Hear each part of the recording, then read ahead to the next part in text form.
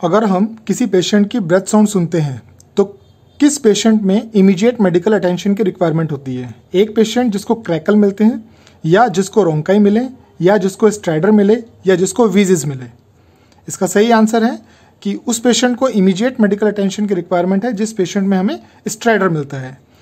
Abnormal breath sound mainly 4 तरीके की होती हैं: क्रैकल्स, रोंकाई, वीजेस और स्ट्राइडर। इसमें से क्रैकल और रोंकाई ये इंडिकेट करती हैं कि लंग्स के अंदर किसी तरीके का फ्लूइड है।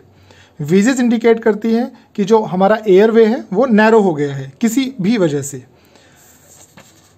क्रैकल, रोंकाई और वीजेस ये रेस्पिरेटरी इलनेस को शो करते हैं, जो कि पोटेंशियली सीरियस तो होती हैं, लेकिन इसमें पहले वर्कअप कर सकते हैं और ऐसा नहीं है कि हमें इमीडिएटली ही इसका ट्रीटमेंट करना है।